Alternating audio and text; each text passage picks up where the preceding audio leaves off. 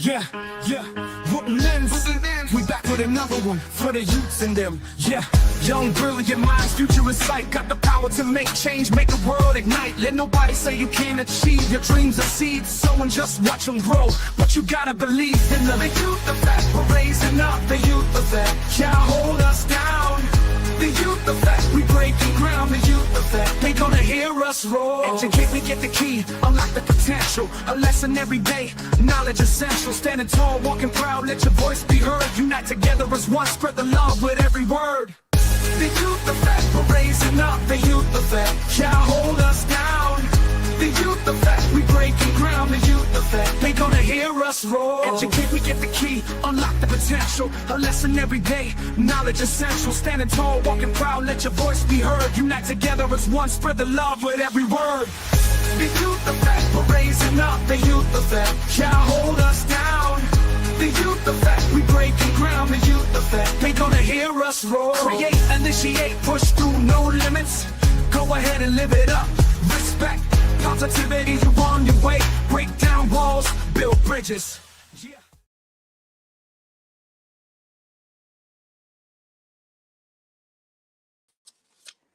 It's another Monday and welcome to the Youth Effect again. It's season 2. Season 2. I hope you're just as excited as I am about season 2 and bringing this to you, the Youth Effect. I'm Kathy Robinson Sayan. I'm your host of the Youth Effect. The Youth Effect is all about bridging the gap between the generations, the young and the old, setting a level of understanding for who the youth people are. So we give a voice, not give a voice, they already have a voice. So we are the conduit to that voice, expressing themselves so that we, as the older ones or the different generations, can understand them. And in a level of understanding, we can live more in harmony in society, breaking down stigmas and misunderstandings and taboos, and helping us and helping our young people to reach the potential that they all have. So this is what we are about at the Youth Effect. And I am so excited to be going on the second year of this. Last year when we started we started with intention about wellness. Yes, so we're gonna start off the same way again, and but before I do that, I want to wish all my fellow Dominicans a happy 47 independence. And what was our motto? 47 years of progress and purpose. 47 years of progress and purpose, and so many wonderful things was happening. Even up here in the States, there was this data event which closes our independence season with young people dancing. We had one of we presented Know Our Culture, the cultural group of young people who dance, and certain different members of their group, and they did a wonderful presentation at data again this year. We had a whole array of activities in Dominica, highlighted with the World Creole Music Festival, and then youth rally and national rally, and of course, as Dominicans with our CEO climax with a jump up in the streets. People were able to relax and free up themselves. So I wish all of us 47 years of progress and purpose. And these are strong words, purpose and progress, which segues me into our topic for tonight. What is our topic for tonight? Hey, let's get it going. I'm excited and I'm a bit nervous. Can you imagine? Why am I nervous? But anyway, our topic for tonight is The power of intentional parenting in raising resilient kids. The power of intentional parenting in raising resilient kids. Now, why that particular topic? Last year we began with my daughter. Was our first thing ever, and we were speaking on balancing wellness and intentional living in a politically charged climate. And it was elections. And it's elections again. We had the presidential elections. And this year we had primaries again, local um, elections for mayor and governor and senators and things like that. But it was all about having healthy relationships as well. How do our young people stay balanced? This year we're gonna start it with how do we as parents raise grounded and balanced children, resilient children. What parenting styles could we adopt in helping our children do that? You know? And as I am on what we started, let me just give a quick recap to tie everything in of what we did last year. We spoke about, not necessarily in that order, but we spoke about mental health struggles for men, because we was also focusing on suicide, or as we politically correct, unaliving yourself, and the statistics in our communities. We spoke about the cultural legacies where we broadcast in our culture, and we speak to Miss Mingo, who actually this year is receiving an award, but it's coming next year. She was nominated for an award for her work with young people and in culture. So we want to big up Miss Sabine Mingo on her work in culture, featuring our own Dominican culture and carrying on that legacy for young people. We spoke to Che Giddens when she was played a multiplayer and bilinguist, and how he self-taught himself to being where he was. We spoke to Abigail Linton when she was speaking about adulting and living independently. We spoke about culture. Um, we spoke to Courtney Drago when we spoke about civil rights advocacy and the incarcerated people. When we have a lot of our young people being incarcerated and knowing their rights, and how do they live after being incarcerated, life after incarceration, really. We spoke to Curdian Robinson on youth and elections when, at that time when the results just came out, and it showed that a higher number of young people turned out to vote. So we're wondering what's happening now in politics with the young people and where they are at present. You know, we spoke to Kiana Sanders, who was our number 2 on our program, with our relationship with self. You know, and how do we do it solo? How do we do it solo? Because she was a solo traveler. How do you do it as a young person? We spoke to the Kai Baba on breaking cycles and reaching for your own dream, how she strove above the limiting belief within her family and being the only and the first person to reach college and graduating from high school. That was tremendous. That's such a great achievement, and still going beyond all odds. We spoke to Ashlyn again when we spoke about vision boarding, and no, we spoke about to Adana. I'm sorry, Adana, my other daughter, help us on how we could do vision boarding and what was it like for her process that she used. We spoke to Nathan Roll with regards to tourism, entrepreneurship in the Nature Isle. A young man who always worked for himself. Is a tourism guide, go to the lakes and adventure diving and canyoning, and also has his so much now has his own um, vehicle and taxi. We spoke to Avapon, my stepdaughter, on what does success look like in being a change maker. She pushed through her dream from since she was 13 and created the change, created her dream. One of my mottos and my things so right now for my business in Getaway Holistics is create the life you want, live the life you enjoy, and enjoy the life you live. And it all comes down to a topic in tonight, which is about being intentional in our parenting and helping our children in turn to be intentional. We spoke to Miss Gabrielle Esprit, our first ever Girl Guides, who went up for Miss Teenage Pageant and sought through.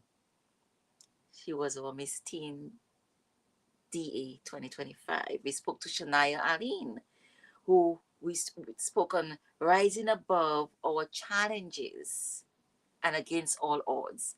She spoke with regards to mental um, challenges and striving and reaching above and beyond to reaching out to be a teacher, where she was an author in a book, which we're going to speak about a little later as well.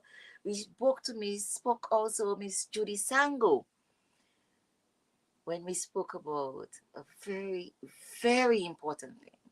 And we should never break in stigmas and taboos, especially there when we spoke about on disability is not inability. Judy brought a whole different perspective, and she was so, the word I want to use, how astute she was, how specific, how knowledgeable she is on her role as a president and going through as a young person in raising awareness and breaking stigmas in where she can reach as a person with a disability, not a disabled person. If we have to say disabled persons, all of us are disabled in one aspect or the other. There's just that our disability is not visible. Some of us are more disabled than persons with disabilities. So we have to learn to look beyond that and understand that, as we say, beauty is in the eye of the beholder, right? It is in the heart. We spoke to Badil Kantuch, who was a migrant, who is a migrant from Morocco, and in all the things that's going on in America right now with immigration. He spoke to us on the challenges and expectations of promises of a new land and all what he had to give up. He left his family behind. Realities of being a political being in a political asylum. How did he work back and forth? We spoke to our own Sam on attitudes of shifting global culture. And Sam was co-hosted with me on many, many nights and many, many times. And I'm appreciative of Sam. Tonight is also be featured with me again as my co-host tonight on speaking on intentional parenting and raising resilient kids. This is a foundation of raising resilient kids. And so that's just a rundown of all the wonderful, insightful young people we had on season one who shared their journey with us, shared their wisdom with us. And one of the things I encourage was for all of us to have a mentor, a young person as a mentor to us, because as older persons we really cannot understand the young person's um, new language. They have a whole new language, a whole new culture of their own. And for us to be able to live side by side and remove those negative attributes and stuff we place on them, we need to be able to understand what is it they talk about, as well as not to make things go over our head. Sometimes you, as a teacher, sometimes you may be placed in a situation where you think the children are talking about some things that are innocent. Not true. Be in the know. And when we are in the know in terms of technology, in the things that they're saying, in their shortcuts, in their lingo, we will be able to be on par and be able to guide them and intentionally to where we believe they want to go as well. Not where we want to see them going, but where they want to go. So that's a rundown from where we were last year, what we did last year, and coming into this year. So once again, I want to thank you. Thank you, thank you, thank you. I know I didn't do a lot of advertisements to feature our first thing, but you know what? We're gonna get there. Slowly in season two, we're going to strive above season one, and each moment we're gonna strive for higher and higher, higher and higher, and that's where we're going for young people. So whether you're watching us on YouTube, on IG, Instagram, on Facebook, on TDO Radio Caribbean, as well as SBE Radio in Canada, we want to thank you, as well as Roku viewers. Thank you, thank you, thank you so much for spending your nights with us. You could also be looking at us on my Facebook Live page, which is Kathy Robinson Peter. And I want to thank you and welcome you again to a whole new season of the Youth Effect. At this juncture, I would like to welcome my co host for tonight, Mr. Sam. Hi, Sam. Hey, Kafi. Good night to you. Good evening to you. How are you? I missed you. Well, I missed you too. So, Oh, it's good to know. It's good to know. It's nice to know yeah, that. It's nice to know that. happy. We are glad. Welcome back. Thank you. I Thank you. I'm glad to be back. want to wish you a very productive season two of the Youth Effect. Mm-hmm. You did such a tremendous job last year, even if, or season one, even if it was kind of your first time handling something like Yeah. that on your own, and I, yeah, so you're a quick learner. Thank you. So, Thank you. and we are very happy to have you here on the TDN network, and looking forward to more, and another great season Yeah, on me the too. Youth And Effect. thank you for the opportunity, Sam. I really greatly appreciate it. You're Yeah. welcome. You're welcome.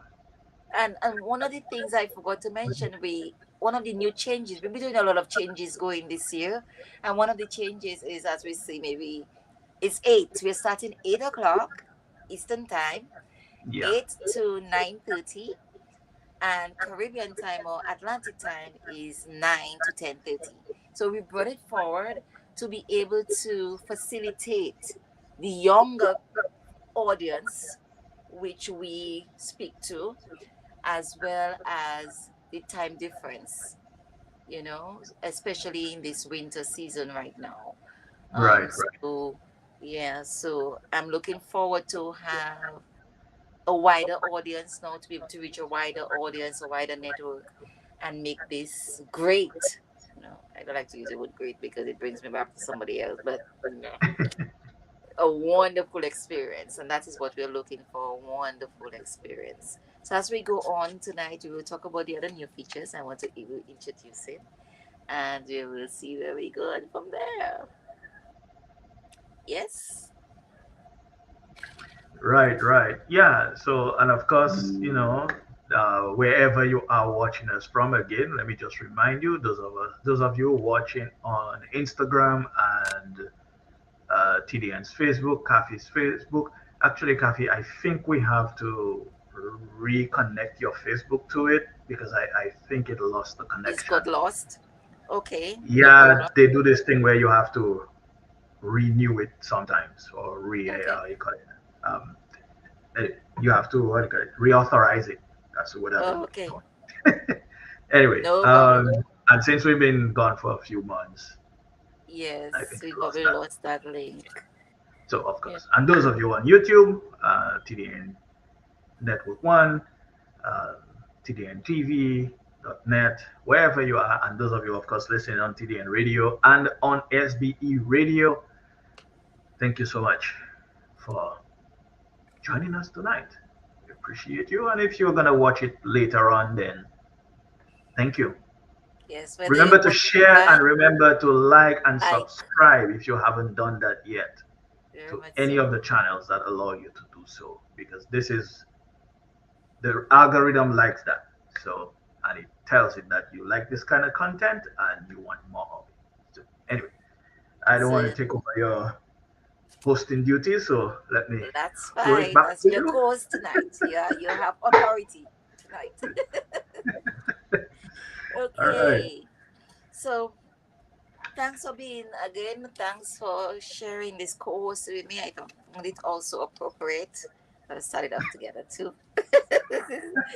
um, and in light of our topic, the power of intentional parenting in raising resilient kids, there has been so much talk about the different types of parenting, and there's this thing going about gentle parenting. So one of the things I thought would be good in terms of starting off this whole new season is how do we raise the young people that we're going to feature. You know, sometimes parents do their utmost best. It doesn't necessarily mean you can have the best parenting skills and children decide to do their own thing still, you Hmm. know. But wherever we can lend a hand to guide young parents, especially teenage parents, adults, young youth parents, parents, young people doing it for the first time, because children are not born with a book or manual, and it can be hard. And sometimes a lot of us, we had to do struggle, not struggle, I hate to use those words, but maneuver in our own river upstream on our own, figuring it out. And one of the things I've learned is parenting takes on its own form for different children. We cannot have the same type of parenting strategy. We can have 10 children. We need to have 10 different strategies because each child is different. And in knowing our children, we have to tweak it. And we just have to go with the wisdom and discernment that we've been blessed with in the moment or pray for. So, in light of that, how do we go forward? Hmm. I want to tie it in, with our 47th anniversary. It's about purpose and progress, right? For success, or 47 years of progress and purpose. And seeing that we're speaking to our young people, what does the word purpose represent? Going for another 47 years of celebration in Dominica or independence. And this Hmm. scene also, this is what we really want to see our children grow as independent people, right? To be Right. able to be successful in their own right. Successful not necessarily being rich, but being successful individuals, value oriented. So, what does purpose mean? The purpose is the underlying reason, which I want to read here. The underlying reason or intention behind an action, decision, or existence. It's the driving force that gives direction, meaning, and significance to something. Okay? In essence, it is our why.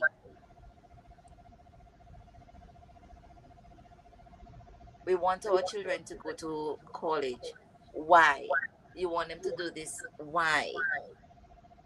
What is it? And in terms of purpose, purpose bring me to the word to be deliberate in action. And then here comes the word intention. What Hmm. does intention mean? What do you think intention is, Sam? Well, another word for intention is motive. Mm-hmm. That's what they are wanting to say. It's your reason for doing something, Yes. whatever that is. Whatever that. Um, yeah, well, your and that's what drives us. That's what drives each and every one of us as human beings. It's Mm-hmm. why do we do things? Why are we doing things? Take your job for example. Um, Many people, I wouldn't say most of us because that wouldn't be an exact, but many people go to jobs that they do not like. Why? Most of us would say that it's because of the paycheck, Mm-hmm. or that's one. Mm-hmm. The other is uh, they don't have a choice, Right. or they have limited. I wouldn't say don't have a choice. There's always a choice. choices are limited. Mm-hmm. Right? Another one would be you might stay in a job. It may not be paying you as much, but you might stay in it because you love the job or you love what it does for you. Mm-hmm. Mm-hmm. It's something that fulfills you, makes you Right. feel good about yourself, and gives you confidence or whatever the case may be. Mm-hmm. So intention and purpose and motive, they're the same thing. It's Right. really just two different words that you use in different contexts, but they mean the same. Mm-hmm. Why are you doing In the something? in the context of parenting, how would you see it? In the context of parenting, it's, you talk about intentional parenting. And I think it goes to what you started with, that, why do you want your children to go to college or go to university?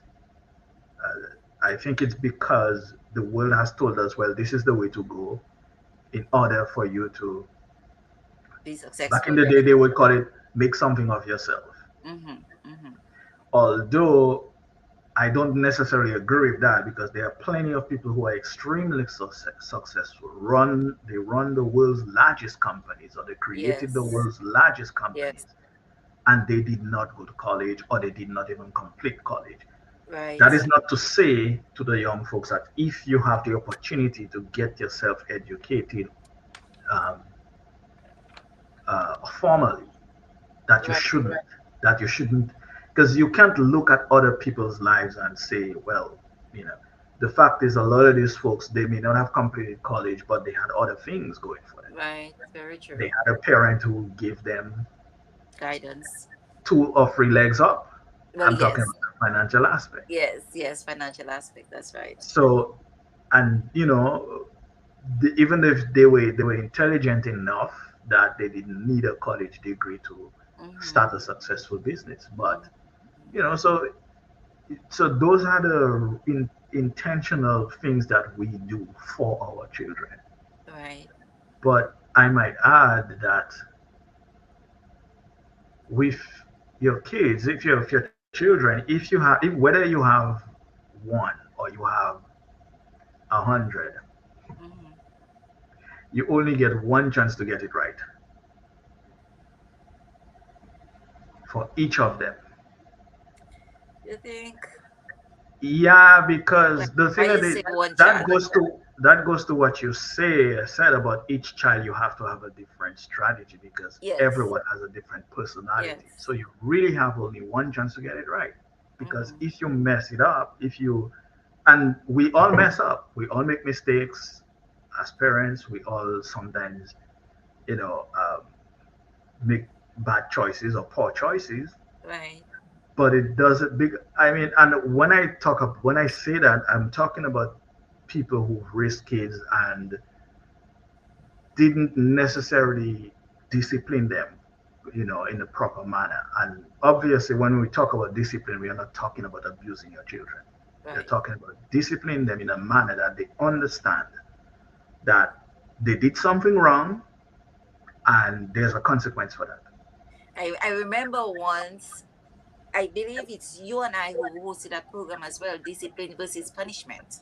Yeah, Yes. Mm-hmm. because if you don't do that, they're gonna grow up thinking that they can do whatever they Whatever want, they want. and the world is just gonna let it slip by, and the world is not that way. That's I right. mean, just look at what happens all over the place. Every single day Mm-hmm. you hear something about some kind of issue with, Right. you know. So that those are the things I'm talking about when I say you have one chance to get it right. Okay. You can't just let them do whatever they want to do. You can't Mm-hmm. just, as children, you can't give them every single thing they ask for or Right. every single thing they want. We call that spoiling children.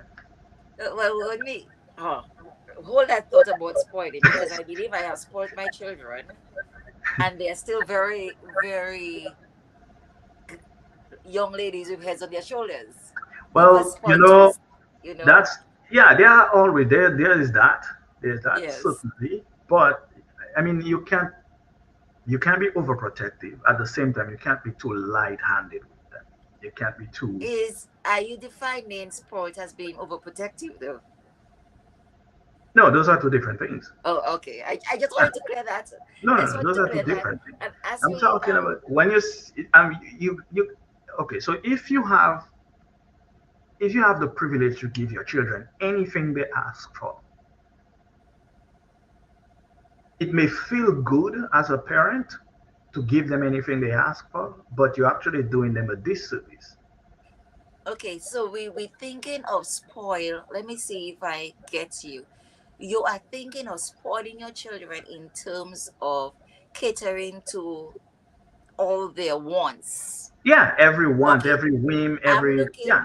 Okay, I'm looking at spoil in a different way, in terms of Please. catering to their emotional needs. Okay, let me give you a simple example before we go back to where I want to Mhm. see.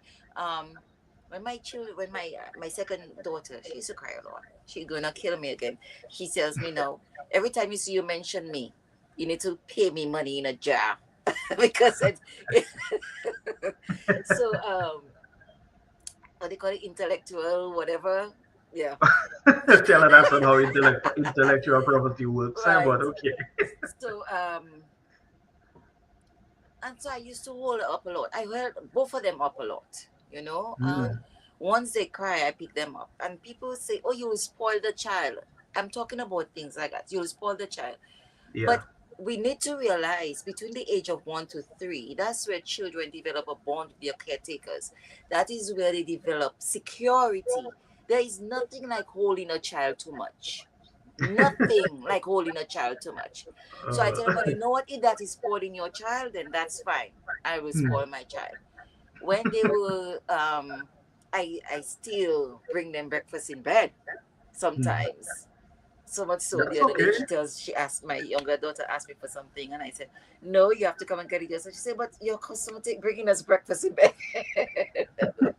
Okay, she used it as a twist. I'm like, "Okay, no, you can go get it." But things Yeah. like that, in terms of showing value and developing an emotional strength for your children, keep developing their emotional regulation.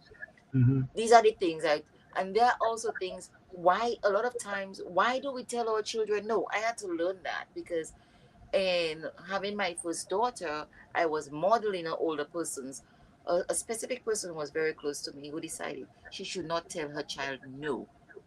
And then I looked at my daughter growing up after a while, and I said, no, no is teaching boundaries for themselves as well as other people. When they go out in that world, they're gonna hear the word no, Yeah. You and they have have to. to learn how to deal with that. It's okay to hear no, and it's okay to say no. Hmm.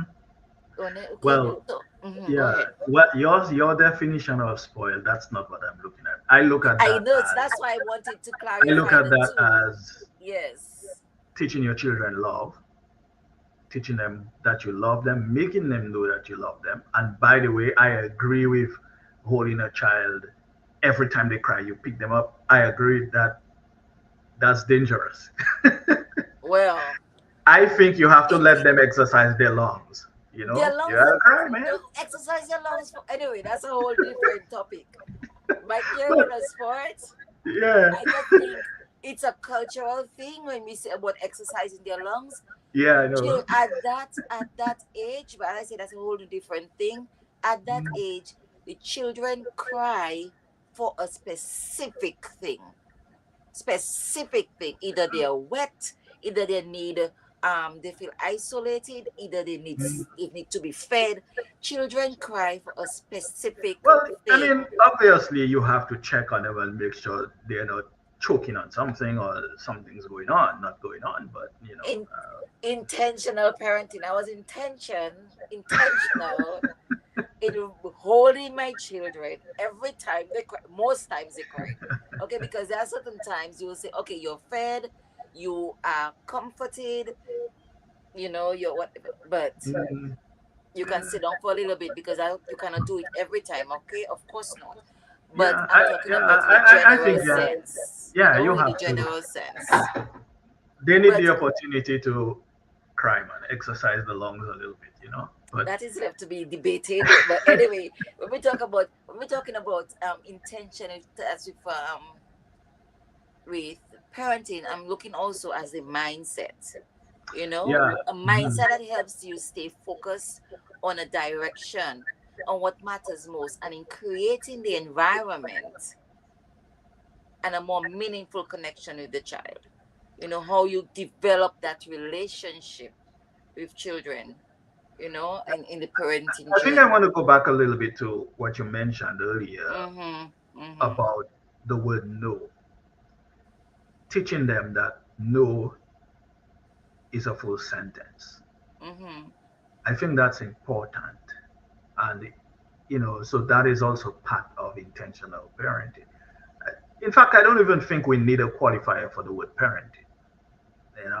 I don't think it's necessary. I think being a parent is to a couple of things. Raise a child in the way that, He should go. well, yeah, train up a child in the way they should grow. When they get older, he will not depart from it. Yes, According to the Bible, right? Raise a I agree child in the with way that. that he should go, Yes. right? It also says spare the rod and spoil the child. It also says, fathers do not provoke your To children to provoke your wrath. children to wrath, right? So all of those things encompass parenting. So that's why I say I don't think we need a qualifier for it. I just think that we have to look at ourselves when we become parents, and we have to see how we were parented, and take the things that shaped us to be better people, pass that on to them, and try to avoid the things that you know damaged us in some way. you And know that's where I am stressing the word intention, yeah. uh, because a lot of us go through life with our traumas not healed, get into yeah. relationships, and one of the Mhm. things that I always resort to is to, um, based on my own lived experience, to recommend that before or any one of us, whether at whatever age, to detach, learn detachment, and figure out our own healing journey, so that we do not bring our trauma into the relationships, whether it is especially in parenting, Yeah. especially intimate relationships. Because you could meet the right person, but because you're not healed from your traumas, it is the wrong time. Mhm. Does that make any sense? Yeah, I Because mean, it can cause damage because you are right, still holding on to past hurts, and right, that's one of the reasons why I think that forgiveness is important. definitely. If you're Forgiveness of holding on, self too. Mm-hmm. well, that's the main reason. In fact, the Bible tells us you don't forgive for the person who hurt you; you forgive for yourself. Mm-hmm. Because if you hold on to that stuff, and even if you don't believe in the Bible, you don't even read it yourself, you have to realize that if you cannot let go of things people have done to you, you can't live. You cannot live your life free. And therefore, how are you going to raise your kids, raise your children to also live their lives free and independent? And that's another important word in parenting, to raise your kids to be independent individuals, where Mm-hmm. when they grow up, they don't necessarily have to rely. Obviously, each and every single one of us need help and we need assistance sometimes, Right, right. but at the same time we also have to be independent people, and we want to raise our children to have that same kind of independence, because when they go off to college, you Mm-hmm. know for example, my youngest, he's less than 2 hours away from us, Yeah. but he still had to be an independent person, because Mm-hmm. when he's all the way over there at school, we are not there 24/7. Right. But for the When most he part, even though they're not out of the house, we still have to teach them level of independence Yeah, as young exactly, people. because once they leave the house, you don't you want them to call you for every single thing that they need to do, or they want, or they have to do. Right, You don't right, want that. right. You have to teach your children that you will not be there every day, and they Listen, have to understand that. So in So, terms of being intention, we have to teach them how to, which comes down to a very important thing my daughter and I were talking about. I was asking for feedback. Was I and am I a good parent? Was I intentional parent? And one mhm, of the things I do, which I still do, I always explain why. For someone to be able to make a concerted effort and decision when they're by themselves, they need to know the backstory and they need to understand, okay, why shouldn't I? It's not because I say so. mhm, I shouldn't do this because these are the consequences. And then when they're by themselves, they will understand, okay, well, if I do this, A, B, C, or D can happen. Which one am I yeah, willing to be able to live with? mhm, And that is one of the things of intentionality. It teaches responsibility. It's about deliberate action. It's also about self-awareness. What are yeah, my triggers? What am I? Who am I as a person? And we from young we have to teach our children about self-awareness. One of the things is being able to name their emotions. Okay, how are you feeling? Fine. Fine, okay, good. Those things don't live in our vocabulary at home. How right. are you feeling? Okay. Okay doesn't tell me anything. I am Mhm, stressed. I am overwhelmed. Okay, so then how do you feel you can deal with this? Or then that is how may I help you? These are the things that are ways we can help our children by not helping them to critically think for themselves. Okay, how can mommy help me? Okay, I'm hungry. What would you like to eat? A, B, C, or D? You know, um and I believe in the freedom of choice. Sometimes a child doesn't like something. I know we like to say as we grow up, that's what in front of your plate, you have to eat it. Oh my yeah, goodness. plenty of people used to do that. What Um, children, one eats oats, the other one eats cream of wheat. So what, I would yeah, just force cream of wheat? No, what is the purpose? The purpose is for them to eat a healthy meal and have the nutrition. So I will make oats and I make come of wheat. But what was my intention? When you're old enough, you're going that kind of a two-pot thing, you'll be able to cook for themselves. So by the time yeah, they were 13, they could cook for themselves. I done. You want two exactly. pots? Then cook it for yourselves. You know what you need? Cook it. That to me, okay, if you have 10 different children, you cannot do that. But still Yeah, teach them what the adage goes. Teach a man how to fish instead of giving him the fish. So yeah. yeah, Give him a uh, fish, he eats for one day. Teach him how to fish, he can eat for every day. exactly, Something to that effect. exactly. So that's what Mhm, I did. You want to eat two different things because you like two different things, and I nurtured that. I don't want the mhm. same kind. The children have different thing because I was a picky eater. I give my mother's health. Ah, yes, in terms of eating food.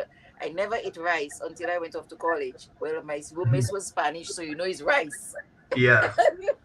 so, so I believe in that in terms of all that you teach them responsibility, teach them awareness of self. Who am I? Okay, when I am feeling that way, this is how I feel, this is how I behave. So, how am I going to deal with other people? I used to be very moody growing up, and my father told me once, you cannot treat people like a switch. You cannot Hmm, turn people on and off. And that right. stayed with me. So I know I had to learn how to regulate myself. It took how many years, Hmm, but that was how do I regulate myself? Why do I? So it led me on a journey of self development and answering my why. Why do I behave like this? Why am I so moody? And how do I manage it? What triggers me? And being self aware helps you now to be able to be also aware of things happening in your kids and how to help them to regulate themselves. And thus set me also on a journey of mindfulness, being present, being fully present and engaged. You see people going to dinner with their children, but everybody's on a phone. hmm. They're walking their children and they're on a phone. You cannot be present. One thing I started doing, whenever my kids talk to me, put on the phone. And another thing too, you're talking to me, you need to look at me. Look at me. Watch me. Yeah. Speak to me. You know? Teaching our children how to look at people, giving them presence. I am here with you. And that's one of the ways in terms we listen, not to answer, not to respond, but to understand. And when we give our full attention to someone, they feel their presence, they feel value, they feel validated. And that is a big, big thing in terms of being intentional with our children. What do you think? I totally agree with you. In fact, you used two words I was thinking of while you were talking: Mm-hmm. self-awareness and Mm-hmm. mindfulness. Mm-hmm. And that goes back to what I said earlier. We have to look at ourselves before we look at our children. Mm-hmm. Otherwise, you really are going to simply repeat the same things, the same methods that your parents used. They may not necessarily be bad, but as you know, if we're speaking as people who grew up in the Caribbean and people with Caribbean parenting of a certain generation, we Mm-hmm. know that there was always punishment and there was always, um, you know, sometimes they were kind of harsh. Right. Now, what we take from that, what a child or when you become an adult, what you take from that is up to you. To Mm-hmm. be honest, it's not your parents' fault whether they were harsh or not. The They did decisions their you made, best, and that's one of the they things did that the we have to best. learn. They did They did what they thought was what they right. had, right? We cannot give what we do not have, and they Exactly. only gave what they have and what they know from. Exactly. So yeah, I completely agree that you can't simply, uh, uh, just go how you call it, go all in or go hard all the time. That Right. may have been how our parents raised us, or in some generations. But Mhm. so we have to look at these things, look at ourselves, look at how we grew up, look at how we were raised, and see did that work for you? How did that? What kind of a person did that make you? And Right. would you want your children to grow up to be that kind of person, to be the person you are? The whole thing, the way I see it is we want or should always want our children to be the better of us. Not You know? spoiled, No, because no, some no, of no. them will give them everything they want because we grew up Yeah, poor, quote unquote. We yeah, grew up in poverty, so they have to know. yeah. Teach them the That value is of that is things. a Teach them the bad value of example. things. We have to Right. teach them the value of time, the value of knowing how to Money. manage their time, the value of everything they get, everything they have, Mm-hmm. the value of every gift, not necessarily the monetary value, but Right. what it actually means. When someone gives you a Gives you gift something. or someone Learning gives you something, what does that appreciation. what does it actually mean? Do you even understand Yes. the The value in the that. value of receiving a gift? Yes. You know, Let me let me and sh- let me share go ahead. one thing. That is up you. But you know, my darlingest aunt, I make up my wood, who left us quite suddenly. This year was 3 years. No, she died on the Portsmouth stretch, August Monday, Oh, my 2022. condolences. Thank you. In 2022, but it's still, it's death and grief It's is still still fresh. I still mean, that's fresh fine. It because doesn't. she Yeah. was my everything. One of the things she passed on, one of her legacy, and she did it with my older daughter. She gifted her something that she hold dear, and in that gift, she packaged um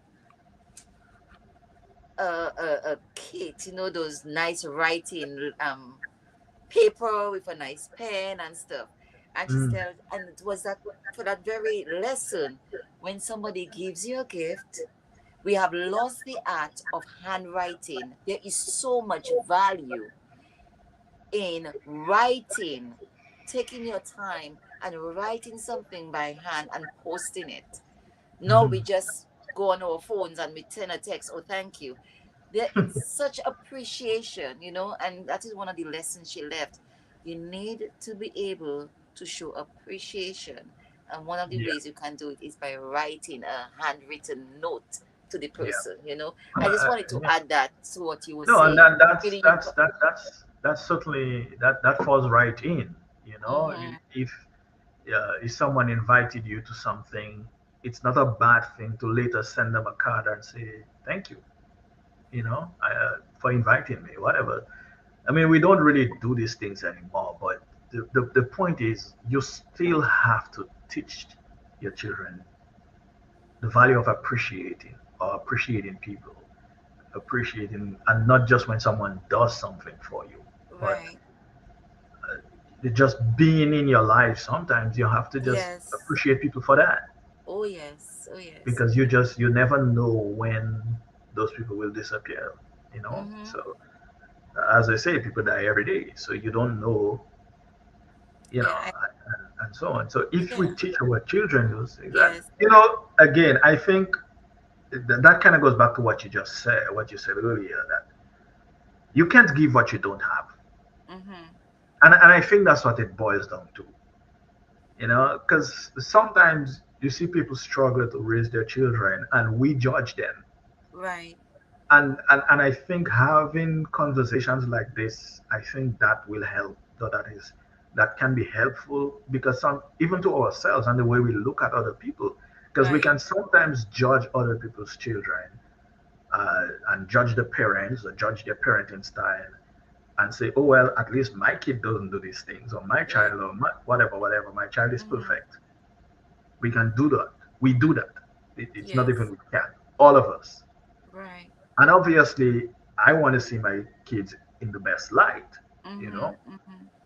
But we have to realize that not everyone was raised the way we were raised. Or you and I, we're from two different sides of the island, Right. and I am pretty sure we were not raised the same way, because we had I'm different sure. Yes. parents.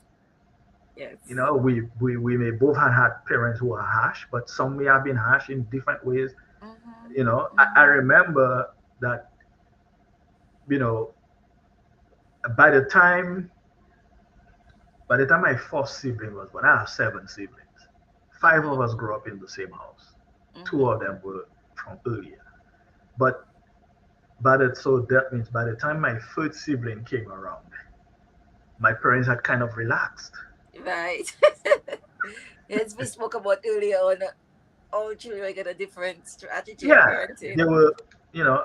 So my dad, for example, he was the disciplinarian, so he kind of began to let go, and that fell on me Right. to take care of the younger ones, make sure they Mm-hmm. do their homework, and you know, Get some make sure they discipline too. get, yeah, definitely. As a matter of fact, one of my younger brothers, I was talking to him sometime earlier this year, and he told me, "Thank you, bro, so much for Mm-hmm. making sure that they always did what they needed to do." To do. So, Mm-hmm.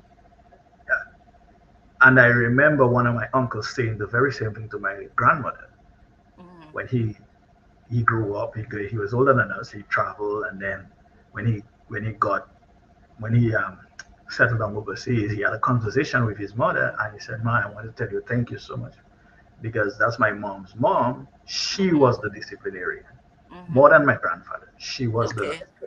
you know, Yes. on your case." I could know, imagine. I could if you imagine. go in the street and then you come home late, no matter what Uh-huh. time, and Uh-huh. you have to go take a bath. If you don't go take a bath and she comes upstairs at 9 o'clock and you didn't go take a bath before you go to bed, you're going outside and take a bath. Whether it's cold, Yes. whether it's hot, you go to Do bath. what you are supposed to do. You know You you're are not supposed going to to. bed without taking a Yes. bath. And I remember sometimes, so like when we there, she'd say, we say, "Well, Granny, I'm scared." She say, "Who's scared?" But I won't go into all of those details. But my point is that, I know we can go on and on, right? yeah. But the whole So, point is, and what I mhm, think I got gather in what you're saying is about we're not necessarily perfect. Parenting is not about being perfectionist. One of the things mhm, you mentioned about making mistakes, I like that because I'll tell you why. It teaches us as also parents we need to be humble and be able to lead by example, yeah. teaching our children to say I am sorry. It is so Mhm. hard for some of us parents to say I am sorry to our kids, and then we tell them to say apologize to someone, say, oh, your head that you cannot apologize, but have we modeled the behavior for them? Exactly. And then we want them to trust us. But if you cannot say sorry for your children, you want them to trust you, but you do not trust them. How does it work? All that comes back to Yeah. about being intentional. What is the lesson I want to teach? What is the value I want them to be able to inculcate within themselves that's going to carry them on their own? Because Yeah. strength is not the absence of weaknesses, it's the Yeah. presence of courage. But how are we being courageous? Is by being humble, is by being able to Hmm. say I'm sorry, is by Yeah. teaching them there's nothing as failure. There's something called lessons. Because we don't fail. We're not failing. Look at all these entrepreneurs who made it to be successful. They'll tell you they failed, quote unquote, a million times. But it's Yeah. the lesson that they learned from one thing to the next. Hmm. You fall down, but the joy is in the journey, not Yeah. necessarily the destination. It's getting So it's up. not about being weak. Strength, there is nothing. When you say I'm sorry, it doesn't show you know how much effort and courage it takes to say I'm sorry. Hmm. Some people never apologize. They never say they're sorry. Even when, in fact, and you know this, growing up in Dominica, we had a Mm-hmm. phrase we used to say, "You're Mm-hmm. wrong, I'm strong." Mm-hmm. Yes.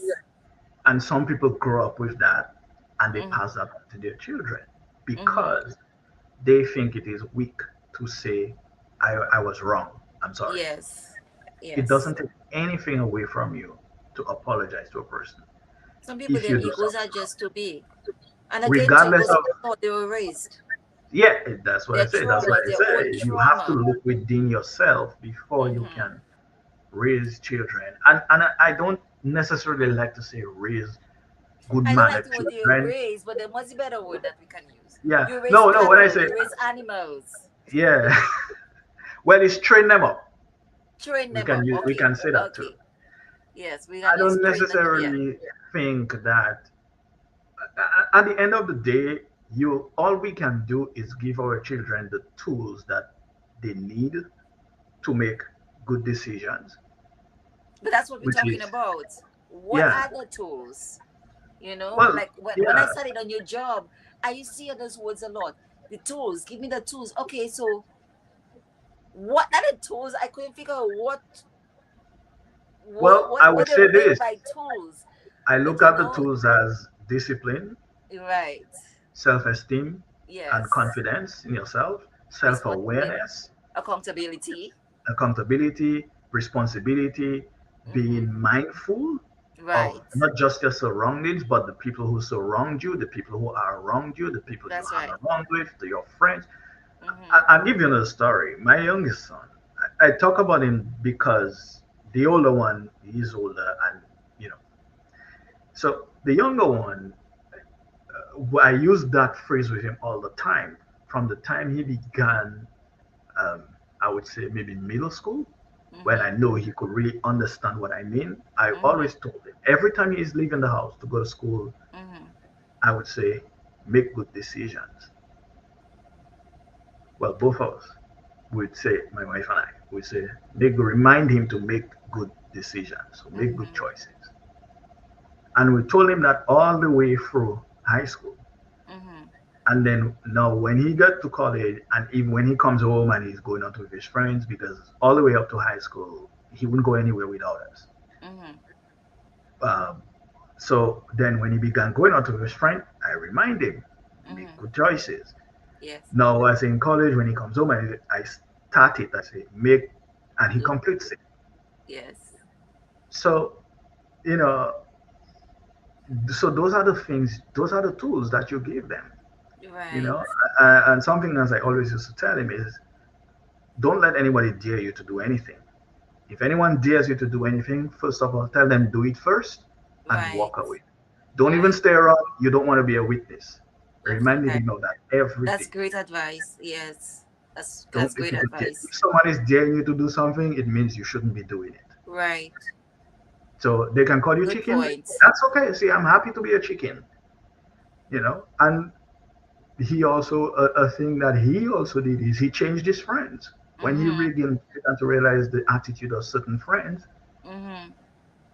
he just he just stopped talking to them. He just stopped hanging Good. out with them, and we had nothing to do with it. Sometimes we found out long after he doesn't talk to this person again because his mom would Right. ask him, "But where's this person? Or do you talk?" Mm-hmm. He said, "No, I don't know," and he Right. just so those are the kinds of things you want Yes. to instill in them.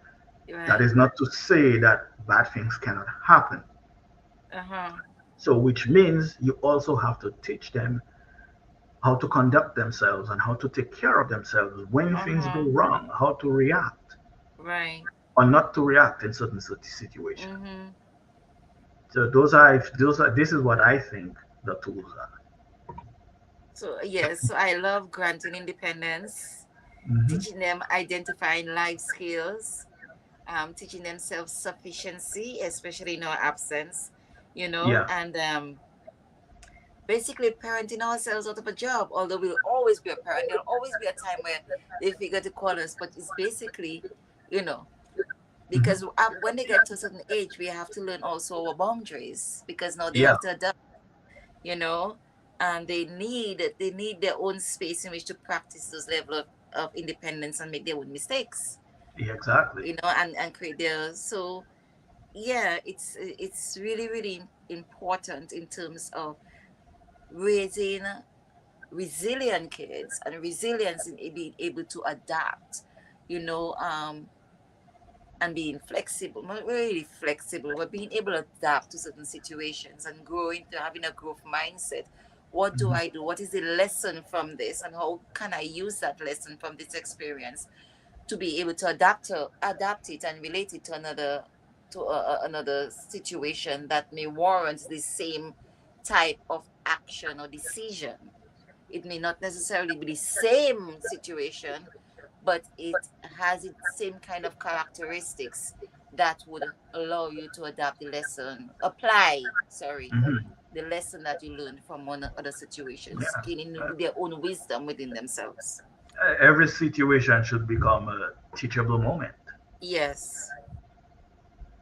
And that's one of the things we have to learn. We have to being intentional in teaching our kids. Okay, what did you learn from this? Hmm. Instead of telling them, you learn this, let them.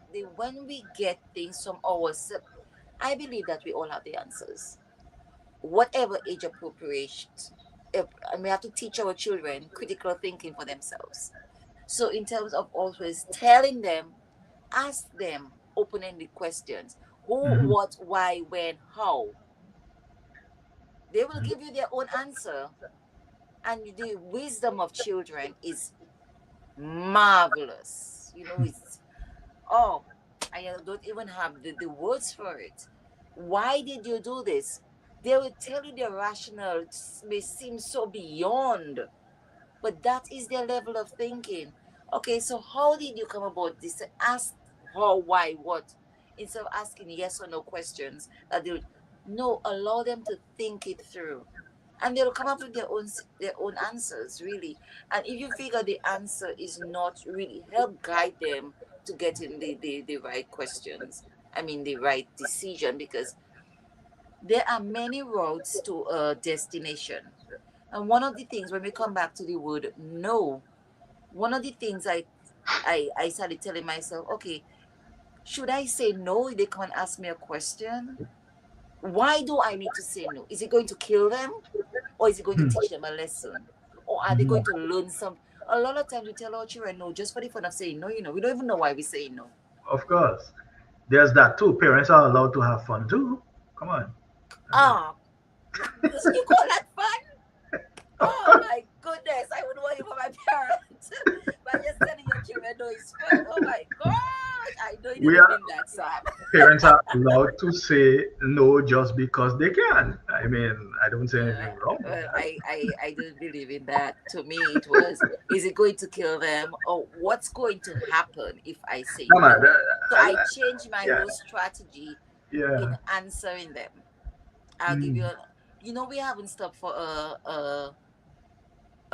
We'll a do so in 2 minutes. Okay, before our sponsors decide they're not sponsoring us anymore, we have to We repeat just their run one words. ad. That's You fine. know, it doesn't matter, but still, so Yeah. in doing those things, we teach them practical strategies in how to manage their own situations as well. You Hmm. know, we Yeah. help them in terms of well-being and mental capacity, helping them improve their mental health and their mental well-being by knowing how to teaching them communication skills just by how we model it for them, you know. And in so doing, we help them increase their self-esteem and their confidence. If everything a child tells us and we say, oh, you're stupid, and we tell them no, no, no, no, no all the time, we're going to find we're training very timid children. They'll be afraid to go out there and ask. One of the things I taught my children, because I do it too, nothing is wrong in asking. You can either hear a yes or you can hear a no. But what if it is a yes? You may be afraid of a Yeah. no. But what if it is a yes? Mhm. You will never know until you go there and ask. But then they have to have the level of confidence and Exactly. self-esteem in themselves to be able to do that. So it's about modeling healthy Very coping correct. mechanisms and modeling healthy skills. But it comes back again to us.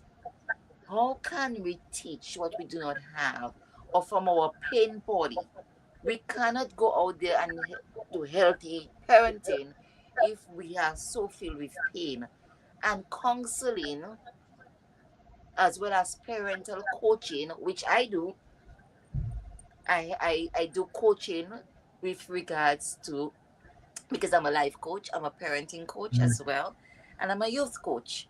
Okay, so I help parents in terms of manage sort of quote unquote misbehavior. But it's really not about misbehavior, it's understanding your child and Yeah. understanding what the child is going through at the time. And then a lot of times we do not understand why, but allow someone who has been trained in that capacity to help you and to guide you. And I did one with some parents, a family not too long ago, and the things you get from the children in terms of helping them bridge that gap with their parents, in helping them to understand each other. And a lot of times it's us as parents, we have to change the way we do things because we also have to reach a level of where our children are. Does that Yeah. make any sense to you? Yeah. I think we have to understand where our children are, where it is they are coming from, and that Mm-hmm. we have to also understand that our kids are not stupid. You know, they are not foolish. Mm-hmm. They may be naive or ignorant of certain aspects of the world given their ages, Mm-hmm. or depending on what age they are. Mm-hmm. I mean, I don't understand. I don't expect a 5 year or 3 year old to understand politics. Although Right. some of them at 5 years old can't even understand politics, they can look and Right. read and they can see Right. it. So, but at the same time, a lot of people used like to tell their children, "Oh, the children should be seen and not heard," or stuff like, "What do you know?" and all that. That is not the way. Children have a voice because They they are have a people voice. too. They are people too. We have to hear them. Yes. We have to listen to them. That's why a lot We of have to people, see them too. yeah, See them. yeah, Mm-hmm. yeah, yeah, not just see them with our eyes, but Right. really See who see are them. as a person. Yes. Yeah. That's why a lot of people grow up with a lot of trauma because things happen to them and they try to tell their parents and their parents did not listen, or their parents are, oh, Mm-hmm. quiet, or come out there, or Mm-hmm. go outside and play. They didn't have time to listen, or they don't have time to listen to their Right. kids. Right. And that still happens today. So it's not Yes. like it's an old thing. There are Right. people who do not listen to their children. They don't take them on, or they may listen, but they don't believe them when they say, Right. "Mommy, Daddy, something happened to me," or "This happened to me," or Yes. they may Yes. not be able to articulate themselves as clearly as an adult, Mm-hmm. but which is why we have to use your word, intentionally listen. Yes. If we don't do that, we run a very high risk of raising children who are going to just continue in the same kind of trauma that we ourselves lived in, And and we don't want that. that comes to misbehavior and juvenile delinquency, because a Yeah, lot of times children act out to be seen, children yeah. act out to be heard. What Hmm. they say They want our attention. in advertising, there is nothing as a negative marketing, right? Or Yep. marketing, right? There's Yeah. nothing like negative attention. It's still attention they're gonna get. So when we have the student in school who is acting out, it's because they're not getting the attention. A lot of times, I'm not saying it's because they could have other Not every time. behavioral Yeah. problems, but a lot of Hmm. times it is because they want that level of attention. A child knows every time they talk what they're supposed to do. So when they do the opposite of that, they're going to be called out.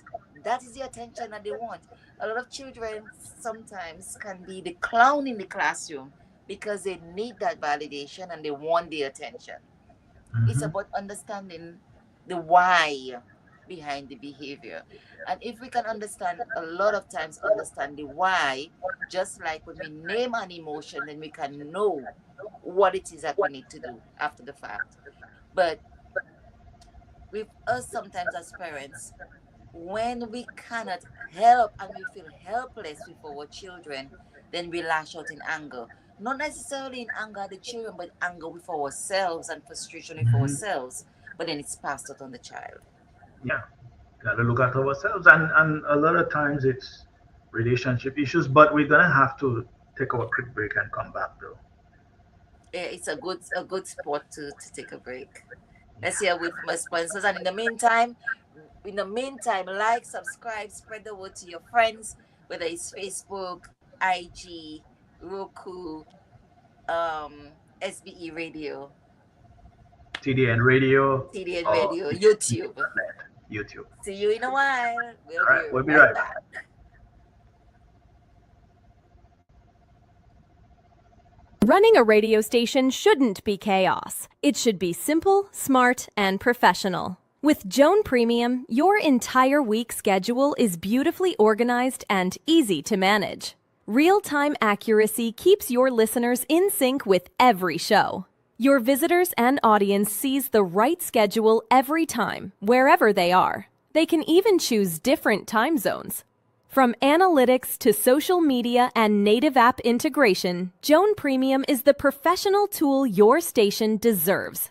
You're never alone. We provide priority support for active license users. We're building a community. Connect with broadcasters worldwide through our Joan Community Hubs. Choose your plan, annual flexibility, or lifetime freedom. Get Joan Premium today. www.gndenterprisesinc.com or call 877-698-9894 for more information. Hi, thank you for joining us All right. again. And during the break, one of the things I was thinking of in terms of where we were at, in terms of listening and believing and trusting what our children, is about empathy, Hmm. teaching the children, emotionally validating them and being empathetic. And when we teach that and we model that, then they can go out and show empathy to the people around them, as well. And teaching empathy reduces a lot of malbehaviors in children. I'm glad you used that word because one of the differences or one of the things that makes us humans or human is having the ability to show empathy to Mm-hmm. others. Mm-hmm. Because animals, it's not just feelings. Animals feel. Yes, They they can do. feel too, Yes. but they are unable to show empathy. They don't have that. But human beings, that's one of the things that separates us from them. So it's not just being able to speak in English, French, Creole, whatever. Mm-hmm. That's not what only makes us humans. It's It's being being able able to connect. to connect. And well, it's empathy that allows us Right. to To connect connect. to one Yeah. another. And we don't necessarily have to be in the same place. We don't necessarily have to know one another. But what And is so empathy? What is empathy? Because it's a lot of people being may not be able to understand there's empathy and there's sympathy. What is the difference? empathy is being able to look at a person's situation and put yourself in it Be able and to be able identify. to And identify with it. sympathy. Sympathy is it's kind of the same thing, but it's more you don't really have a connection to the person, but you or to the event itself, but you can still be sorry for whatever it is that that person is going through. Okay. And So you I'm don't have to going put I'm yourself going in to it. ask you to switch it. I'm going to ask you to switch it. Sympathy is actually feeling what the person Yeah. feels. And then sometimes you get lost in all of that sympathy. Empathy, you can identify, you can relate, but you still Hmm. kind of detach from it. So you don't Yeah. you can identify with it, but you're not You're making it not part of it. You're not part of it. engulf you, right? Engulf you. But you can relate to them. You can understand. You relate to them on a certain thing. When you tell somebody, "I understand what you're going through," you're really putting your self in a place of sympathy with them. And then sometimes when you feel sympathy for someone, you lose yourself in their emotion and stuff. You know, that's why people think more of being empathetic as opposed to sympathetic, Hmm. because when you're Yeah. being empathetic, then you cannot really be detached from it and give the person the level of support. But sometimes, because if our own trauma is not if our own trauma is not healed, Yeah. we get trapped down in sympathy, and Hmm. then we cannot rise above in terms of being able to be supportive of someone. Does that make any Right. sense? Yeah. Yeah. Yeah. Yeah. Yeah. But yeah, so and so I guess both of those things make what separates us from Mm-hmm. animals, Yes. and makes us human beings. Because like if you have pets, for example, Mm-hmm. and one of those pets dies or goes away, you can see the other animals or the other pets like they're sad, They're grieving, of course. They grieve too. grieving. You can see that. Um, when I was growing up, I don't have any pets in my house, but no. But when I growing up, we used to have dogs, and I remember somebody poisoned one, and the other dog mourned as much as my uncle did Mm-hmm. Mm-hmm.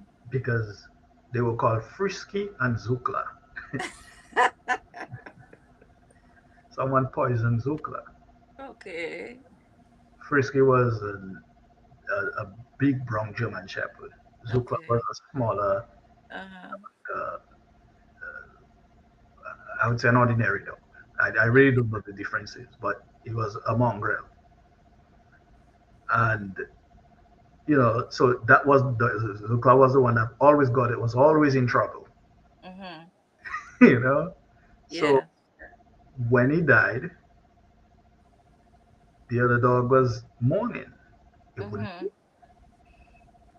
it was just sad. It wouldn't go for a walk, like it would get up, go for a walk, come back. It wouldn't do Yeah. it. So, but that's what it could do. So, you know, it can't put itself in its master's place. It doesn't understand that.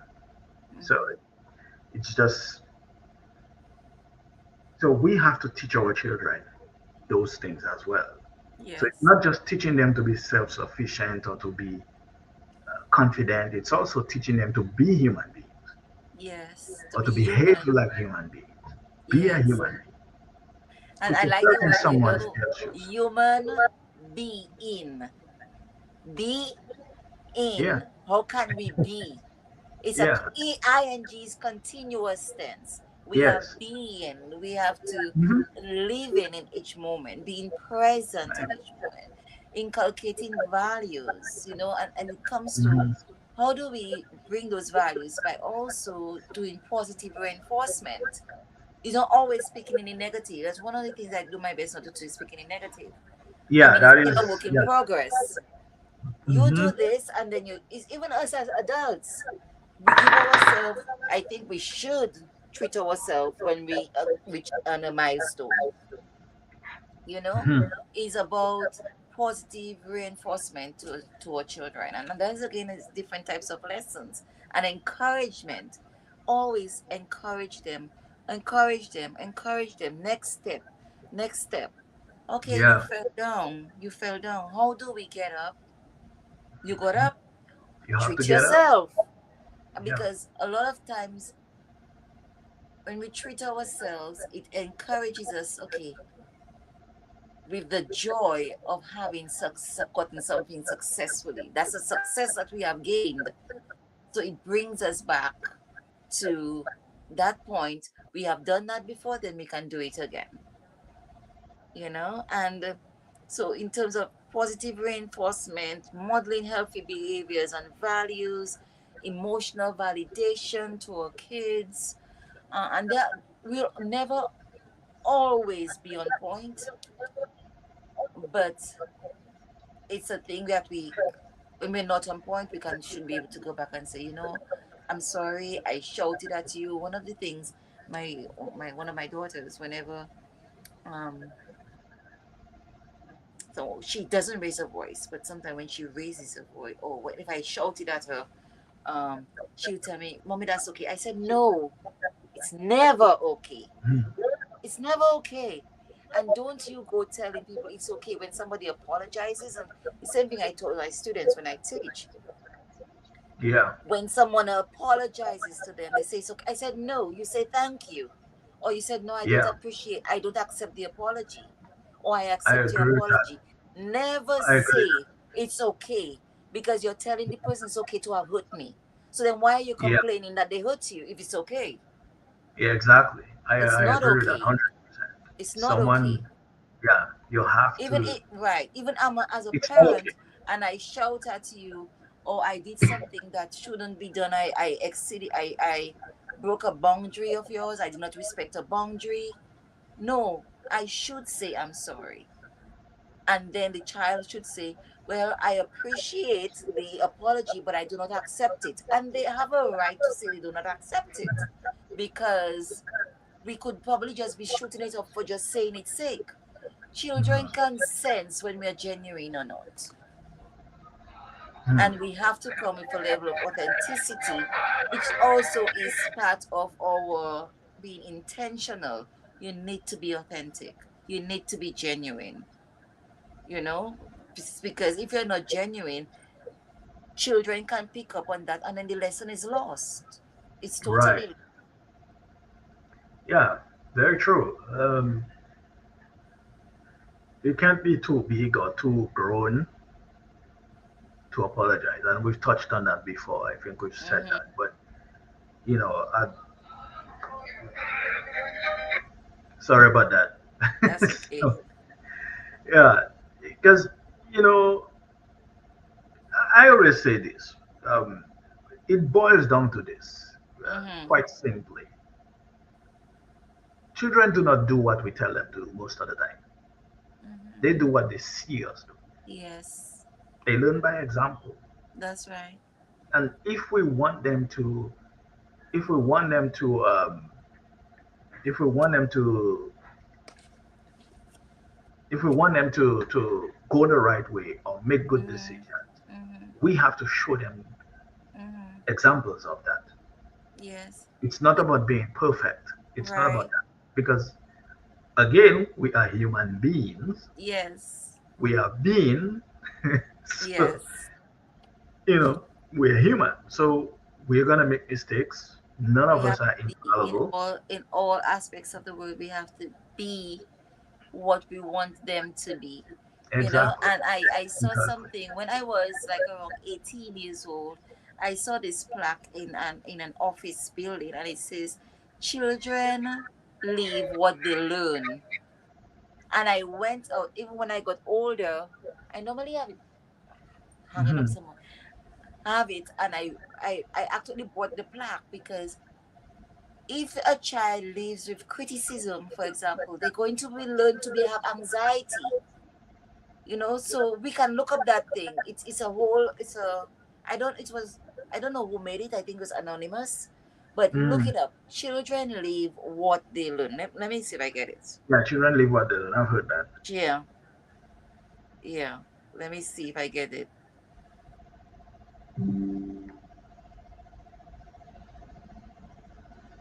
The poem.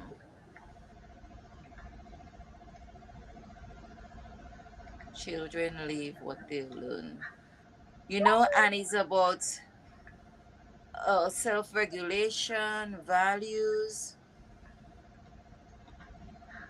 um, self-regulation, values, good teaching expectations, teaching boundaries. Let me see if you get it before me. Are you looking for it? Yeah, I'm gonna look for it. Okay. I just knew that. Okay, here it is. Okay. You got it? No, go ahead if you got it. It's Let's actually see. children learn what they leave. Oh, children learn what they live. Okay, you go ahead. Yes, children learn what they live. If Well, children live with, if children live, let me just say, if children live with criticism, they learn to condemn. mhm. If children live with hostility, they learn to fight. If children live with ridicule, they learn to be shy. So when we say, oh, they're shy, we have to ask ourselves if we are criticizing or ridiculing them all the time, calling them stupid and calling them stuff. Right. Is that If from the children, book? Is that from the book by Dorothy Law Nolte? Is that what you're I'm reading? not sure. I'm not sure because I've only just seen that the poem, if you want to call it a poem, and it Yeah. continues and it says, if Yeah, that's what it children is. live, The poem. you got a book? Okay, it says, if children Yeah. live with shame, they learn to feel guilty. And if children live with encouragement, they learn confidence. If children live with tolerance, they learn patience. And if they live with praise, they learn to appreciate. If children live with acceptance, they learn to love. And if they live with approval, they learn to love Learn to like themselves. themselves. If children live with honesty, they learn truthfulness. If they live with security, they learn to have faith. And if Hmm. children live with friendliness, they learn the world is a nice place to live. So a lot Okay. of it is Yeah. Well, about, this is probably some variation of this poem, but the original is written by Dorothy Law Nolte. Um, okay, in Dorothy. 1955, actually, the book was published. Okay, thank you very much for that. And there's like maybe three or four of them, three of Mm. them. Uh, And from, it's so true. yeah. If we go down into it, and we will see that it is so true. Mhm. Children are anxious because everything they do is be criticized. Even as adults, when we find ourselves in emotionally abusive and psychological abusive situations, the reactions to that is being anxious, on edge, Yeah. forgetfulness, you know, nervousness. It's the same thing in kids, and children are so much more vulnerable and sensitive that we have to treat them as the fragile beings that they are and nurture them because it's so, and if we cannot do that, find, be courageous and brave enough to ask for help. Say you Be don't know. courageous and enough to ask for help. And as I said, I am here. I am a life coach. I'm a parent coach. I'm a youth coach. I'm a child coach. If you need the help, you can email me at the youth effect 767 at gmail.com. as well as you can probably send me, you can also send me a message on my Facebook page or my IG at I am Kathy Robinson, or as well as my Kathy Robinson page on my profile page. Okay, so feel free to do that. Now, also my business number is 929-803-6356.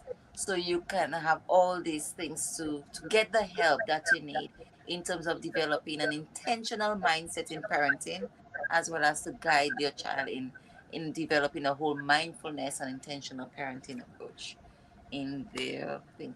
We have spoken so much. Oh my God, how time flies when you're having fun. How Right, time flies, right. you're having fun. Indeed, yes. What has it I been, the conversation been like for you so far, Sam? Well, you cannot go through life and never learn anything. So I would say I'm pretty sure I learned something. What are two things you learned tonight? Yeah, I can't necessarily put my finger on I wouldn't say new things, but those are conversations we have all the time. So, Hmm. but Yes. it's more of reinforcing, Good. you know, Good. some of my own way of thinking about this and my Mm-hmm. own way of understanding what it is to be a Mm-hmm. parent. I Yes. mean, like I said, you know, we didn't grow up with a lot of negative reinforcement. Our parents were always encouraging and supportive, and that made me understand that I understood that not everyone had that, Yes. but at the Yes. same time, they were not perfect. Mm-hmm. So they also made mistakes. They also sometimes, I remember my dad punishing me for something I didn't do. Mm-hmm. And I was very upset about that for a very long time. Mm-hmm. Mm-hmm. But then I realized that, well, when adults accuse you of something, most of the time your parents are going to believe them. Yes. Especially in the age that we grew up. Okay, Exactly. don't come complain about the teacher. What did you do? Exactly. So, you know, so that I understand not to always listen to my kids before Mm-hmm. I Mm-hmm. make any decisions as to what it is that I'm gonna do. I remember one time in high school, one of my sons, the a teacher sent him home with a note saying that he was kicking a door, Mm-hmm. or he kicked a door or something like that. Accused him of kicking a door and talking about damage and all of that. So I wrote an email to the teacher and I said, "Could you please show me evidence that he was doing this?" You know, Mm-hmm. and the email came back, "Well, I didn't actually see it. Some other person saw it, or some other teacher saw it, or whatever, Mm-hmm. whatever." Right. I could have been one of those parents who just believe what another adult says and would do something Right. to my kid, and it wasn't true. He Right. did not. Right. He didn't do what he was being accused of doing. Mm-hmm. Mm-hmm. There's a whole other dynamic to that, but Right. so that's a lesson that I learned. Being falsely accused, and to this day, that's one of the things that makes me the move. You can, if you want to get me angry, accuse me of doing something I didn't do. Yes. Yes. Yes. And it comes around to something else I want to add to what you said in terms of teaching honesty. Hmm. One of the things I taught my children, regardless of whether you feel that you did something wrong, I need to know the truth, because Yeah. I am your biggest advocate. I'm the Hmm. one that's going to have your back. So how can Yeah. I defend you if I do not know everything? Even though you did something wrong, I need to be able to know what it Yeah. is that you did. So, because as parents, I would want to believe, because there are some people who do not want to be parents. I would want to believe as a parent, um, your biggest interest is for your child, is in the Yeah. best Protecting interest your of your children. child, Yeah. to protect your Hmm. child, you know. And the best way I can protect you is if I have all the facts of the Facts. situation from your perspective, Right. what you did, what the other person did, in the most honest, way as your perspective, because they say there are how many different truths. There's your truth, there's my truth, and there's their truth, you Mhm. know? And it's really true. It's not about being funny or sarcastic about it, because we see things in our own lens based on our experience. Yeah, So the one thing happened, but all of us see they have a different perspective. perspective. Somebody Yeah. see us, it just could be a number, but from an angle somebody is standing, they see a 6. From where I'm standing, I see a 9. Mhm. What really is the correct thing, You're right. So we always see things from different perspectives. But I would like you, from the best that you can, tell me what it is from your perspective, so I will know how to stand up for you or plead your case. But if Right. I do not know that, even if you fear being punished by me, but most times when you're being honest, the lesson itself is you feeling guilty. The lesson is you bringing up the courage in standing up and being honest. That is so painful that you have already learned that lesson, because it Yeah. could be embarrassing. You suffer consequences. You probably lose a friend. That there is even no need to further discipline you, because you have learned the lesson. You're already And being when the punished. child comes to that, say, okay, so what did you learn from that? Mhm. And then how are you going to behave next time something like comes up and like that again? So they learn, and they tell you what they're gonna do or what they're not gonna tell you. They learn from it. Yeah. Well, even defense attorneys, defense lawyers tell you, ask you to tell Mm-hmm. them the truth. Right, Because if you don't, they cannot defend you effectively. right, right. Because Very right, right. yeah, so even in that sense, it's always better if you to say, well, this really happened, Mm-hmm. Mm-hmm. rather than trying not to tell the truth. Because Right. being honest is not hard. It It's is our hard. It can I be don't think it's hard. hard. What I think is it's the fear of Yes. being punished makes it Punished. difficult. Or not only punished, the Or losing consequences of something. that, of what? Being exposed, being embarrassed, Yeah. I losing just say certain that one things. thing, but yeah, the Because when you whatever. get older, it extrapolates, into losing money, losing Yeah, relationships, losing a job, right. Yeah, so whatever and it things is, like but that. Yeah. it's the fear of Mm-hmm. losing something Right. or losing someone. That's Mm-hmm. what keeps us from being honest most of the time. It's not Right. necessarily that you want to hurt someone, Right. but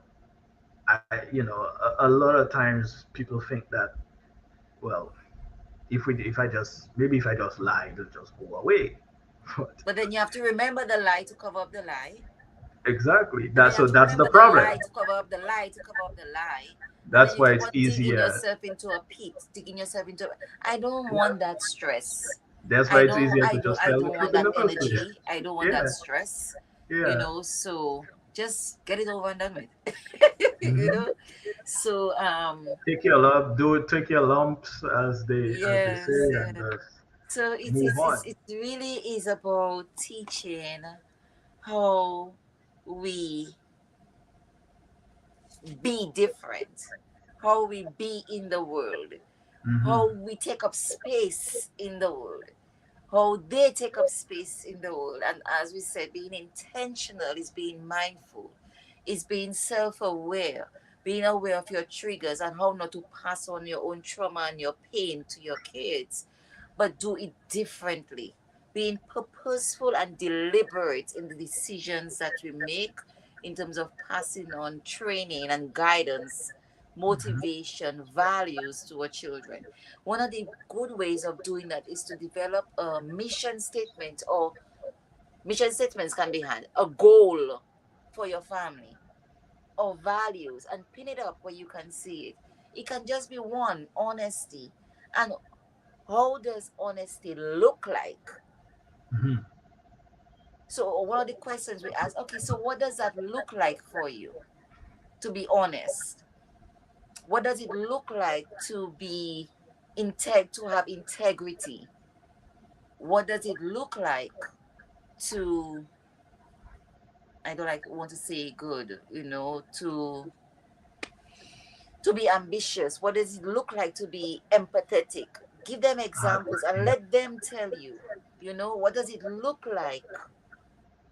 And then you will know. You can always play games, little games, modeling the behavior, skits to bring Mhm. across those things. So it's a lot in terms of helping them to make decisions, to be intentional in your decisions. I'm gonna make this decision. What are the possible consequences or the pros and the cons to me doing that? What might Right, happen?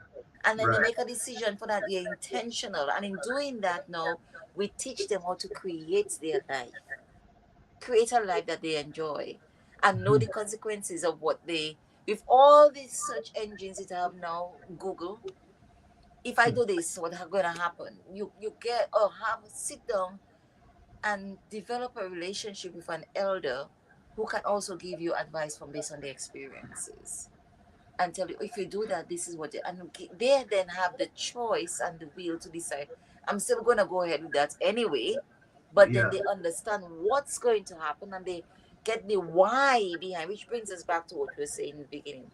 Tell them, do not touch that because that is gonna happen. Tell them the why. And you'll be surprised how children will listen if you just tell them the why. You think so? Very correct. I completely agree. Mm-hmm. You know, I think it goes back to training up a child in the way they should grow. Cool. When they are older, they will not depart from it. That Or they doesn't mean, might. They no, no, might, but no. they I might was come just going to back. say that does not mean that they won't stray or they cannot stray. It just Mm-hmm. means that they will remember where they came from, Mm-hmm. even if it's when consequences Yes. show up for the certainties for decisions. They will Yes. remember mom and dad or mom, or if it's a single parent or dad or whatever the case may be, Mm-hmm. Mm-hmm. taught me better. I Right. knew better. And they will not grow up with an attitude where Yeah. they blame others for their own mistakes. Right. Right. Because I remember growing up, he always used to tell us the story about the boy who bit off his mother's ear or something to that effect. When he got in trouble with the law, he was on the stand. He Yes. said, "I'm gonna whisper something to your mother." He Yes. bite her ear Yes. My because mom told me that story. Yes. she did not train him Right. or teach him the things she needed to teach him. So we don't want to be that parent, Very much you so. know. Or I like the way my mom used to say, "So packing more days away, You know something sounds so much better in Creole, as.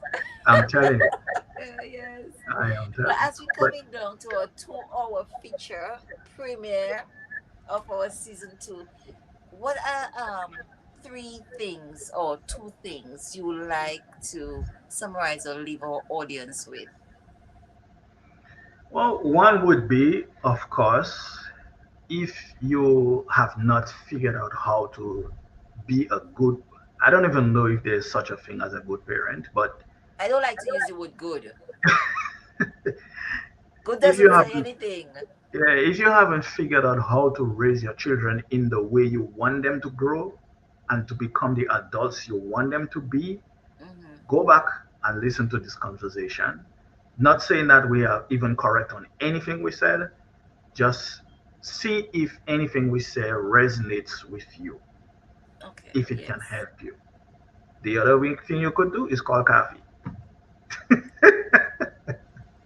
You know it. That's actually probably the best thing. If you're not sure what to do, call Coffee Robinson. She can help you and and talk to your children. So Yes. that would be a third thing. Very, we Talk miss to your that. As you say that, not to cut you short, children. they have a thing. When we grow up, children, you cannot be your child's friend and be a parent. I've Mm, proved that wrong, Sam, because I am so close with my girls that my children know everything about me. My life is mm, an open book to them. You understand? mm. Because why? I felt, of course, everything had to be age appropriate. But Yeah. as they get older and they get into adults, then things got more intimate in terms of relaying lessons to them. But my children, we are friends. And I learned, oh, when I started to learn about being mindful and being intentional, even with myself, and being a better person for myself to be present in this world, I learned a thing about being humorous. So I introduced humor in my parenting. So now Mhm. I could talk to my kids. We are having a lovely time being friends, but they know where the boundaries are. So I just look at her, you sure you want to go there? You know? Yeah, And I used a lot of humor, and there wasn't a lot of anger. I didn't have to shout because they knew the difference between my humorous side, my sarcastic little humor side, and being able to. One thing I wanted to do, I wanted to teach my children that this is a safe space. yeah. You can That's come what's important. anytime, say That's what. That's anything without yeah. feeling reproached or being judged or anything. This is a safe space. You can call me anytime about anything. Anything. And my Mhm. children and I have developed that bond, and that is one of the things that is so beautiful in a parenting relationship. Yeah, you have to. Yeah, that's where I was going when I said, talk to your children Sorry because for talk. interrupting. I It's just wanted to okay. It's share okay. that. That's the point of having a conversation, give Yes. and take, right? Yeah. Yeah, talk to them because that is what builds trust. And when I say talk to them, I don't mean talk to them and yell, or you only talk to them when they do something wrong or when they did something you think is wrong and you have to go shout at them. Just have a conversation with them. Talk With, about it. with. Yeah, Instead of with. talking down or talking to, talk It's a with. talking to You're or with. talking with. Right. Have a conversation with them. Have conversations with them. Yes. And That's listen. definitely. Listen Attentive, is good. Yeah, attentive listening. Listen to understand as opposed to listening to respond. yeah. Another one of my gems is people who do not listen never learn. True. You gotta listen more than you talk. Yes. If you're talking all the time, you learn nothing. As you said that, I remember somebody said we have two ears and one mouth, which Exactly. means we have to listen more than we Yep. shut off, you know? Exactly. So those are the things that I think those who watch tonight and those who will watch this later on Yeah. uh, could take away. You know, most importantly, listen to your kid, talk with and listen to your kids. Yes. Like, you know, if you don't know how to do that, then figure out how to be a better listener. Figure out to be a better listener. Go to counseling or get the help somewhere that you need to get it. You know, if you have trauma, we have so much stigma in our culture with regards to mental illness or mental situations. All of us have our mental issues. Every Well, single one of us. you don't have to tell the entire world you have in whatever. You can go. Counseling is a Right. private affair. And the important thing is the confidentiality and having a safe space. And this is one of the things I offer, you know? So, Yeah. yeah. So, in terms of rounding up, I want to share. I I love Khalil Gibran. Absolutely Mm. love Khalil Gibran. And I really want to share in closing up something, um, what Khalil said about when the woman, he was leaving them after staying there with that community for a while. And while he was on the seashore ready to take the boat, they asked him about certain things. And one of the things they asked, speak to us of children. And he said, your children are not your children. They are the sons and daughters of life's longing for itself. They come through you, but not from you. Mm. And though they are with you, yet they belong not to you. You may give them your love, but not your thoughts, for they have their own thoughts.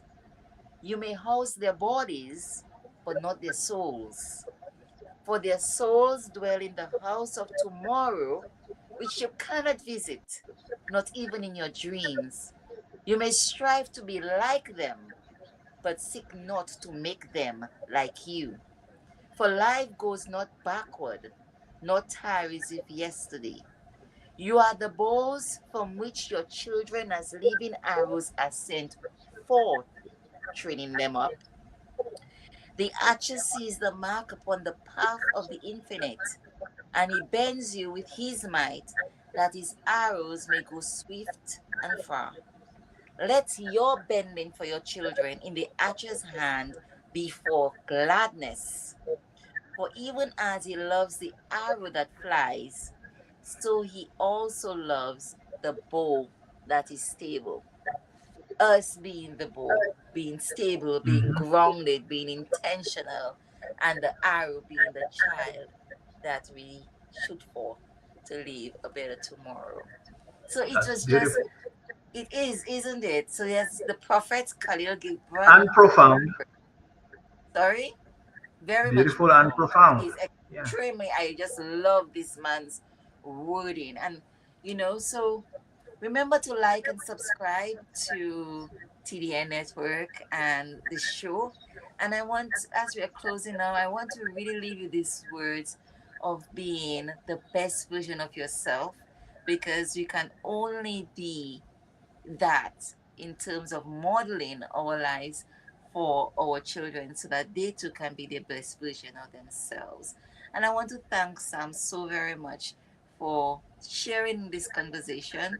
He always helps me also to gain such much deeper insight and reinforce so much of the things that I myself have learned in my experience. So feel free also, as we said, to send us your message. But I want to say thank you so much wherever you've been watching us on Roku, on SB Radio, on TDN Network 1, on YouTube, IG, or Facebook.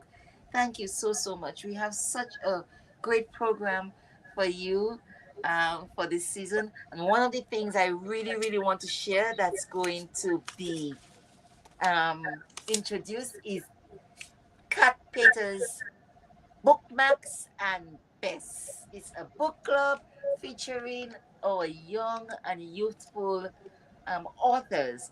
And I would like you to join us next week for our first guest. He is coming from our shores of Dominica. His name is Ajani Joseph. Of his first book, Built Not Born. So he will be our Hmm. first feature of bookmarks and best. Cat Gators Bookmark and Best, our book club of the Youth Effect. So make sure you join us next week and tell your friends of Janice Joseph's. You can go on Amazon also and get the book so you can give us feedback on it. You can it's a ebook. It's not expensive. It's $15. It has some great advice there about how he used the advice from his parents as well until Hmm. growing up into an adult. So Yeah. Built Not Born by Johnny Joseph next week. Okay? Next week Monday, and it will be from 8 to 9:30. This was our 2-hour premiere special. Thank you so much to Sam for being there with us today. And I'm Kathy Robinson Sayan. Thank you so much, host of the Youth Effect. All See right. you Thank you next for having me, week. Kathy. Have a good night. Always a pleasure. Always an All right. honor to have you. So All thank right. you again. See you next week on the Youth Effect. Ciao. Have a good week. Blessings. Good night. Yeah, yeah, Woodlands, we back with another one for the youths in them. Yeah, young, brilliant minds, future in sight, got the power to make change, make the world ignite. Let nobody say you can't achieve your dreams are seeds, sow and just watch them grow. But you gotta believe in the youth effect. We're raising up the youth effect. Can't hold us down. The youth effect, we breaking ground. The youth effect, they gonna hear us roar. Educate, we get the key, unlock the potential. A lesson every day, knowledge essential. Standing tall, walking proud, let your